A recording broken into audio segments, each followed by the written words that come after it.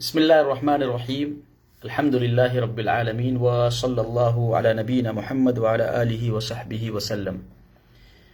رسول اکرم صلی اللہ تعالی علیہ وسلم کے ان 20 خطوط کا تذکرہ ہم آپ کے سامنے کر رہے تھے جو آپ نے اپنے زمانے کے مشہور حکمرانوں اور قبائل کے ذمہ داروں تک روانہ کیے۔ خط نمبر 2 آپ کے سامنے سنایا گیا جو آپ نے بیزنٹین امپائر کے جو اس وقت پریسٹیجیس بہت بڑے حکمراں تھے ہرقل، اور ان کا تذکرہ عیسائیوں کی کتابوں میں بھی تفصیل سے ملتا ہے اور مسلمانوں کی کتابوں میں بھی ملتا ہے۔ فرق یہ ہے کہ آج ہمارے اس دور میں بعض عیسائی اسکالرز بلکہ یونیورسٹیز میں پڑھانے والے بڑے بڑے پروفیسرز اس لیٹر کا انکار کر رہے ہیں، صرف اس بات کو ثابت کرنے کے لیے کہ رسول اکرم صلی اللہ تعالی علیہ وسلم کی حکومت صرف عربوں تک منحصر تھی، جبکہ عیسیٰ علیہ السلام کی حکومت عالمی حکومت ہے۔ اور ہم سب جانتے ہیں کہ قرآن کریم نے، تورات اور انجیل نے اور رسول اکرم صلی اللہ تعالی علیہ وسلم کے معجزات نے اس بات کو ثابت کر دیا ہے کہ رسول اکرم صلی اللہ تعالی علیہ وسلم کی نبوت اور رسالت یونیورسل ہے، عالمی ہے، جبکہ تورات اور انجیل کی نص کے مطابق عیسیٰ علیہ السلام کی حکومت بنو اسرائیل کے بگڑے ہوئے لوگوں تک محدود تھی۔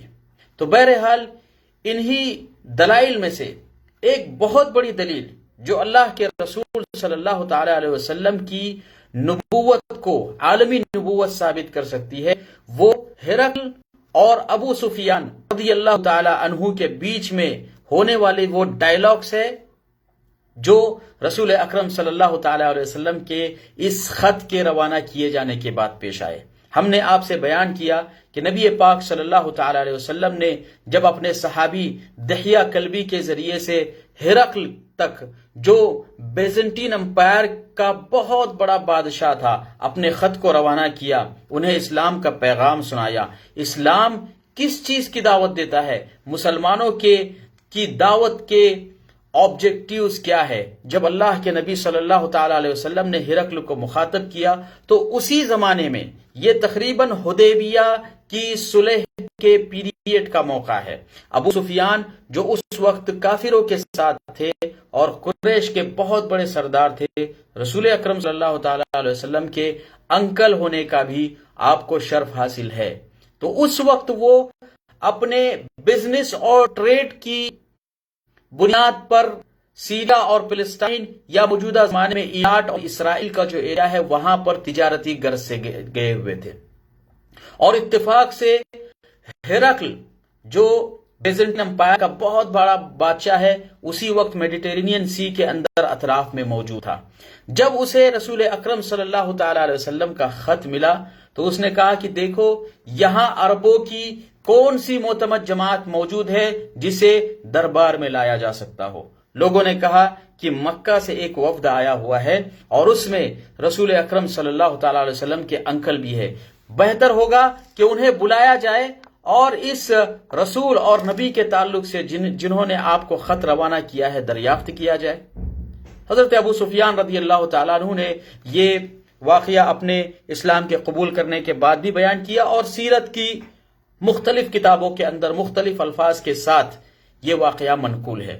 تو ہرقل اور ابو سفیان رضی اللہ تعالی عنہ کے درمیان جو ڈائلاگز ہوئے وہ خود ہمارے لیے بہت بڑے مقام عبرت ہے۔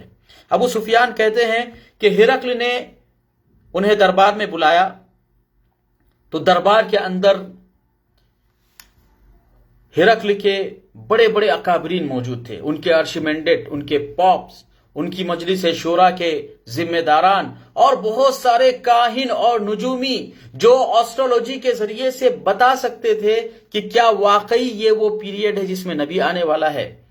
تو حیرت کی بات یہ تھی کہ ہرقل جو کہ ایک عیسائی بادشاہ تھا اور کہانت اور نجومیت پر یقین رکھتا تھا، تو اس کی جھوٹی کہانت کے ذریعے یہ بات ثابت ہو چکی تھی کہ یہ ایگزیکٹلی وہی پیریڈ ہے جس میں لوگ نبی کا انتظار کر رہے ہیں۔ चुनांचा हिरकल ने एक ट्रांसलेटर को बुलाया अरबी में ट्रांसलेट करने के लिए, और फिर कुरैश की जमात से कहा कि तो अच्छा ये बताओ कि तुम्हारे दरमियान सबसे ज्यादा करीबी शख्स जो मोहम्मद को करीब से जानता हो कौन है? लोगों ने कहा कि अबू सुफियान है, और बात बातों में आता है कि अबू सुफियान ने खुद कहा कि मैं रसूल अकरम का चाचा हूं और नसब में सबसे करीब हूं और मुखालिफत में भी सबसे आगे हूं। तो हिरकल ने कहा कि अच्छा एक काम करो, इस शख्स को जो उनका करीबी है मुझसे करीब कर दो, और बकिया जितने लोग इस काफिले में मौजूद है उन्हें मुखालिफ सिमत में बैठा दो, इस तौर पर कि अबू सुफियान का चेहरा मेरी तरफ हो और बकिया कुरैश के सारे लोगों का चेहरा दूसरी तरफ हो, ताकि जो ये बात कहें ये सारे लोग उसकी तायीद न करें, और अगर अलग से इन्वेस्टिगेशन की जरूरत पेश आई तो इनके दरमियान आपस में कॉन्ट्रडिक्स न हो, तारुज न हो। चुनांचा ऐसे ही हुआ। हिरकल ने अपने तर्जुमान से कहा कि इनसे कहो कि रसूल के मुताल्लिक मैं कुछ सवालात करना चाहता हूं, अगर ये झूठ बोले तो उनके साथी इस तरफ दूसरी तरफ मुंह करके बैठे हुए हैं, उनसे उसकी तस्दीक कर लेना। चुनांचा हिरकल और अबू सुफियान के दरमियान डायलॉग शुरू हुए। हिरकल ने अपना पहला सवाल किया कि अच्छा ये बताओ कि जिस आदमी ने ये लेटर भेजा है क्या वो आपके खानदान से ताल्लुक रखता है? अबू सुफियान ने कहा कि जी हां। कहा आपका खानदान क्या है? कहा हम लोग तो बहुत ऊंचे खानदान वाले हैं, नसब में बहुत आला लोग हैं, मक्का की रियासत हमारे हाथों में है और हम जो है अरब को गवर्न करते हैं। तो हिरकल ने कहा कि ठीक है, बहुत अच्छी बात है। तो अच्छा ये बताओ कि ये जो दावा है नबूवत का, क्या तुम्हारी कौम में मोहम्मद से पहले किसी ने इस किस्म का दावा किया था? अबू सुफियान ने कहा कि नहीं, हमने तो कभी ऐसा नहीं सुना कि किसी ने आकर ये कहा हो कि मैं नबी हूं और रसूल हूं और मेरी जिम्मेदारी ये है कि मैं तुम्हें ये बताऊं कि ये जो बुत जिनकी तुम इबादत करते हो ये तुम्हें कुछ भी फायदा और नुकसान नहीं पहुंचा सकते। नफा और नुकसान की मालिक जात सिर्फ अल्लाह रब्बुल आलमीन की है। तो ये पैगाम तो हमको आज से पहले किसी ने नहीं दिया, हम तो दीन इब्राहिमी पर बहुत पहले से चले आ रहे हैं। तो अबू सुफियान ने मुस्कुराया और कहा कि अच्छा ठीक है, मुझे ये बताओ कि इस नबी के आबा और अजदाद में क्या कोई बादशाह गुजरा है? कहा कि नहीं, बादशाह तो नहीं गुजरा, अलबत्ता है कि लोकल पैमाने पर हम जो है अरबों की सरदारी करते हैं, जमजम की हिफाजत हमारी जिम्मेदारी है। लोग हज पर आते हैं, उनको सत्तू पिलाना और उनके लिए सारे बंदोबस्त मुहैया करना, मक्का में होने वाले जुल्म के खिलाफ आवाज उठाना, ये छोटी छोटी जिम्मेदारियां हमारे पास है। लेकिन बादशाहत का दावा आज से पहले किसी ने भी नहीं किया। उसके बाद हिरकल ने सवाल किया कि अच्छा ये बताओ कि इस रसूल की जो लोग पैरवी करते हैं वो ऊंचे तबके से ताल्लुक रखने वाले लोग हैं, यानी ज्यादातर, या कमजोर और निचले तबके के लोग जो मिडिल तबके के हों वो लोग उसकी बात को ज्यादा मानते हैं? तो अबू सुफियान ने कहा कि बात असल यह है कि रसूल की, मोहम्मद की पैरवी करने वालों में अक्सर कमजोर तबके वाले लोग हैं और बाज छोटे छोटे या इनफिरादी तौर पर ऊंचे तबके वाले भी उसके साथ शामिल होते हैं, लेकिन अक्सरियत मिडल या नीचे तबके वालों की है। तो हिरकल ने कहा कि ठीक है, अब मुझे यह बताओ कि इस मोहम्मद की पैरवी करने वाले धीरे धीरे बढ़ रहे हैं या घट रहे हैं?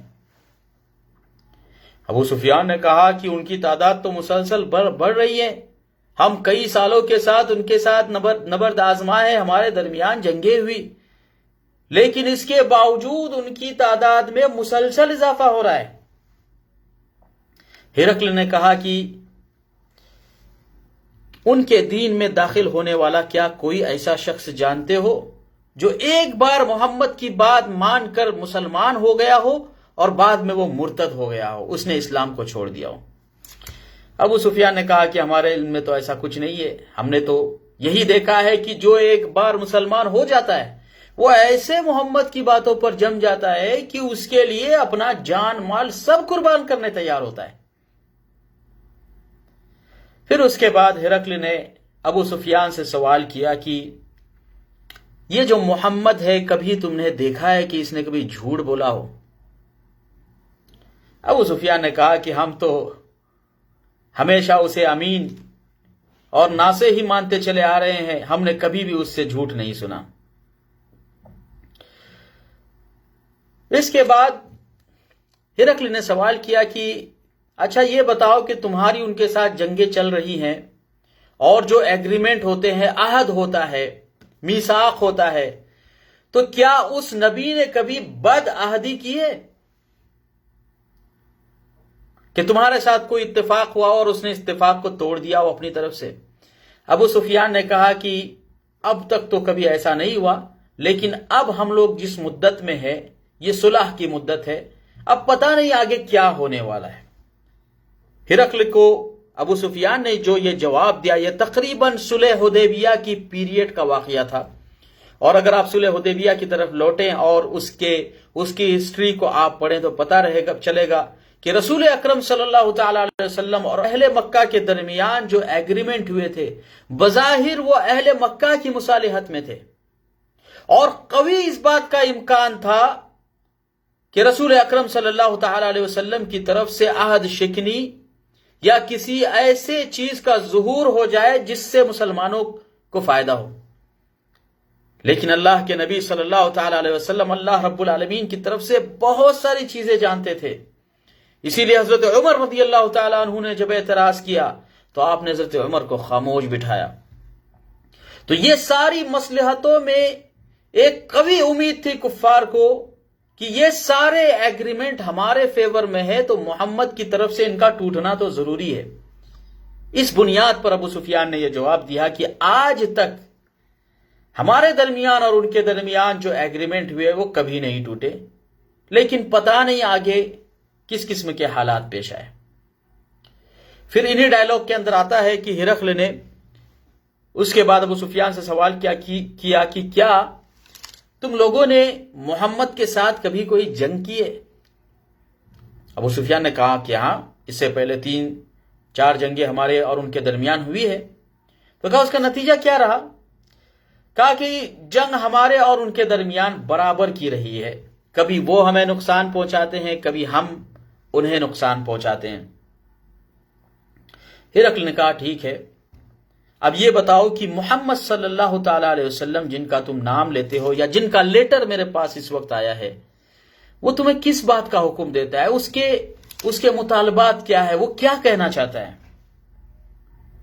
اب یہ سوال ابو سفیان کے لیے بہت مشکل تھا، لیکن جو حق بات تھی اللہ رب العالمین نے ان کی زبان مبارک سے اس وقت حق کو نکلوا دیا۔ کہا کہ محمد کا کہنا یہ ہے کہ میں اللہ کا رسول ہوں اور اللہ نے مجھے تمہارے درمیان اس لیے بھیجا ہے تاکہ تمہیں یہ سکھاؤں کہ یہ کائنات، آسمان، زمین، چاند، سورج، ستارے سب اس اللہ کے پیدا کیے ہوئے ہیں۔ اللہ نے دنیا کو تمہارے لیے مسخر کیا ہے، لہٰذا تم صرف اس اللہ کی عبادت کرو اور اس کے ساتھ کسی کو شریک نہ کرو،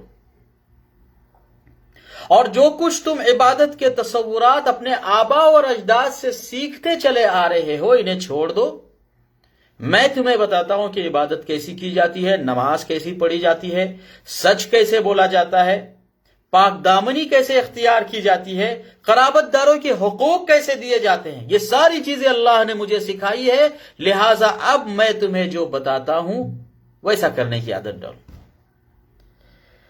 ہرقل نے یہ ساری چیزیں سنی ابو سفیان سے، اور اس کے بعد اپنے ترجمان سے، اپنے ٹرانسلیٹر سے کہا کہ ابو سفیان سے کہو کہ میں نے تم سے نبی اکرم صلی اللہ تعالی علیہ وسلم کے نسب اور ان کے ٹرائبز کے بارے میں سوال کیا تو تم نے کہا کہ وہ تو بہت اونچے خاندان سے تعلق رکھتے ہیں۔ ایک بات سمجھ لو کہ اللہ کے پیغمبر، اس کے میسنجر، اس کے رسول ہمیشہ اونچے خاندان سے ہوتے ہیں۔ پھر اس کے بعد میں نے تم سے سوال کیا کہ نبوت کا دعویٰ اس سے پہلے تم میں سے کسی نے کیا ہے؟ تمہاری قوم میں کسی نے اس کا دعویٰ کیا ہے؟ تو تم نے اس کا جواب دیا تھا کہ نہیں، کسی نے دعویٰ نہیں کیا۔ تو میں یہ کہتا ہوں کہ اگر یہ دعویٰ پہلے موجود ہوتا تو اس وقت یہ کہنے کی گنجائش تھی کہ یہ محمد تو صرف نقالی کر رہا ہے بس، لیکن اس نبوت کا دعویٰ جو محمد نے کیا ہے وہ ایگزیکٹلی رب کی طرف سے اور حقیقی ہے۔ لوگوں کو تعجب ہوا۔ پھر ہرقل نے کہا ترجمان سے، اپنے ٹرانسلیٹر سے، کہ ان سے کہو، قریش کا وہ وفد جو بیزنٹین امپائر کی بارگاہ میں موجود تھا، کہا میں نے تم سے سوال کیا تھا کہ کیا مکہ میں اور تمہارے آبا اور اجداد میں کوئی بادشاہ گزرا ہے؟ تم نے کہا نہیں گزرا ہے۔ تو اگر محمد کو بادشاہت مطلوب ہوتی تو ضرور اس کے آبا اور اجداد کی ایک بادشاہت ہوتی جسے وہ دوبارہ حاصل کرنا چاہ رہا ہوتا، لیکن ایسا نہیں تھا۔ پھر میں نے تم سے سوال کیا کہ کیا وہ جھوٹ بولتا ہے؟ تم نے کہا کہ نہیں، جھوٹ بھی نہیں بولتا۔ تو اللہ کے نبی اور رسول ایسے ہی ہوتے ہیں کہ وہ کبھی جھوٹ نہیں بولتے۔ پھر ہرقل نے کہا کہ میں نے تم سے سوال کیا کہ اس پر ایمان لانے والے کمزور طبقات والے ہیں یا اعلیٰ طبقات والے ہیں؟ تو تم نے کہا کہ اکثریت کمزور طبقے والوں کی ہے، اور یہی پیغمبروں کی حالت ہوتی ہے، یہی مسیح علیہ السلام کی حالت تھی کہ ان کی پیروی کرنے والے بالکل کمزور طبقے والے تھے، اور اب یہ کی پیروی سب سے پہلے کمزور طبقے والے کرتے ہیں۔ پھر اس کے بعد میں نے تم سے سوال کیا کہ کیا وہ بد عہدی کرتا ہے؟ تم نے کہا کہ نہیں کرتا، ہم نے تو کبھی اس سے بد عہدی نہیں دیکھی۔ تو اللہ کا نبی ہمیشہ ایسے ہی ہوتا ہے کہ جب کسی چیز کا وعدہ کرے تو اپنے وعدے میں وہ مکمل طور پر ثابت قدم رہنے کی کوشش کرتا ہے۔ پھر روم کے اس بادشاہ ہرقل نے کہا کہ میں نے تم سے کہا تھا کہ وہ کن باتوں کا حکم دیتا ہے اور کن چیزوں سے منع کرتا ہے۔ جو کچھ تم نے بیان کیا ہے اس کے جواب میں اگر یہ صحیح ہے تو یہ جان لو کہ آج کے اس زمانے میں جس نبی کے ظاہر ہونے کا دعویٰ محمد کی طرف سے آیا ہے، اور یہ میرے بیٹھے ہوئے کاہن اور نجومی، یہ بیٹھے ہوئے آرشیمنڈنٹ اور پاپس اس کی گواہی دے رہے ہیں کہ یہ وہی پیریڈ ہے جس میں نبی آئے گا، تو میں پرسنلی طور پر یہ سمجھتا ہوں کہ شاید یہ محمد ہی وہ نبی ہے جسے اللہ رب العالمین بھیجنے والے تھے اور جس کی بشارت عیسیٰ علیہ السلام نے دی ہے۔ ہرقل نے جب یہ جملہ کہا تو اس کے دربار میں اس کے اپنے کاہن اور نجومیوں کی اور بڑے بڑے عیسائی سرداروں کی محفلیں جمی ہوئی تھی۔ ان کے چہروں پر ذرا سی ناراضگی آ گئی۔ تو ہرقل نے کہا کہ یقیناً یہ وہ پیریڈ ہے، لیکن مجھے گمان یہ نہیں تھا کہ وہ نبی عربوں میں آئے گا، مجھے تو یہ گمان تھا کہ وہ نبی ہماری قوم کے درمیان ہوگا۔ لیکن اس کے باوجود اگر اس محمد تک پہنچنے کا میرے لیے کوئی ذریعہ ہوتا تو میں ان کے قدموں میں جا کے گر جاتا۔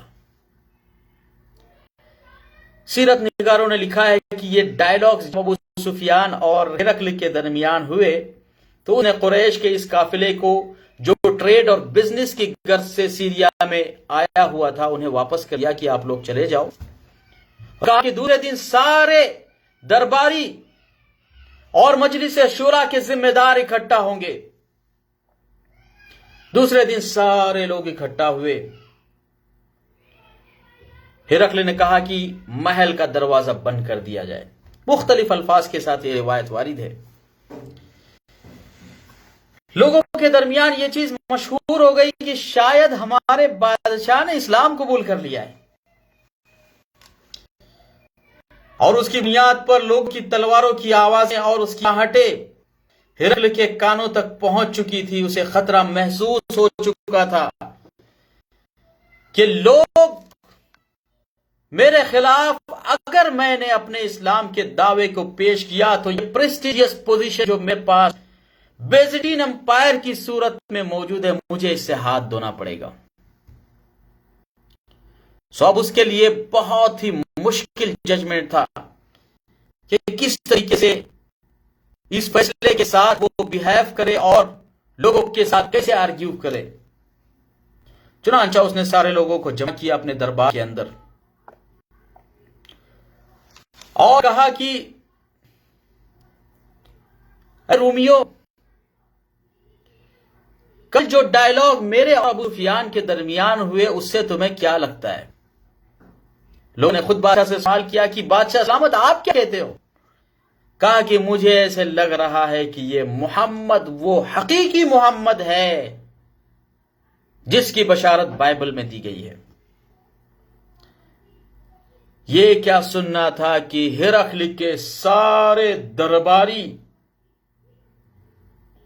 بیک وقت ہرقل کے خلاف ہو گئے، اور بعض روایتوں میں آتا ہے کہ تلواروں کے نیام سے نکلنے کی آوازیں آئیں، تو فوراً اس بادشاہ نے اپنی پالیسی کو چینج کرتے ہوئے کہا کہ میں اس جملے کے ذریعے تمہیں آزمانا چاہتا تھا کہ کہیں کل کی گفتگو سے تم تو نہیں نرم پڑے۔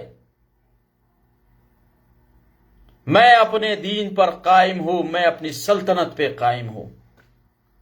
چنانچہ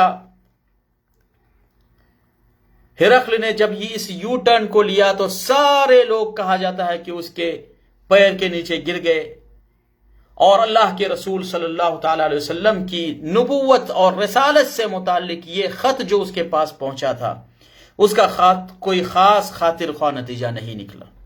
البتہ بعض سیرت نگاروں نے ذکر کیا ہے کہ اس نام مبارک کا ایک اثر یہ ضرور ہوا کہ بادشاہ روم نے مکتوب گرامی پہنچانے والے صحابی حضرت دحیہ کلبی رضی اللہ تعالیٰ عنہ کو بہت ساری جو ہے سفارتی آداب کے تحت بہت سارے مال سے بھی نوازا، اور جب وہ واپس ہوئے تو قبیلہ جذام کے کچھ لوگوں نے انہیں لوٹ لیا۔ بہت ساری تفصیلات ہیں۔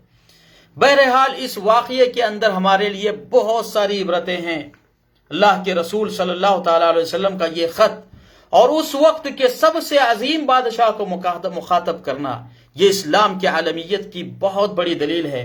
اور ہرقل اور ابو سفیان کے درمیان یہ جو ڈائیلاگز پیش آئیں جس کا بعض لوگ آج انکار کر رہے ہیں، جبکہ ان کی اپنی کتابوں کے اندر یہ چیزیں موجود ہیں، اور ہمارے اپنے سگنیفیکنس کے حساب سے صحیح بخاری اور حدیث کی بہت ساری کتابوں میں مختلف الفاظ کے ساتھ یہ ڈائیلاگ موجود ہے جو ہمیں دعوت عبرت دیتے ہیں اور اللہ کے رسول صلی اللہ تعالی علیہ وسلم کی نبوت اور رسالت کی عظیم دلیلیں پیش کرتے ہیں۔ اللہ رب العالمین مجھے اور آپ کو نیک توفیق نصیب فرمائے، آمین۔ وآخر دعوانا الحمدللہ رب العالمین، وصلی اللہ علی نبینا محمد وعلی آلہ وصحبہ وسلم تسلیما کثیرا۔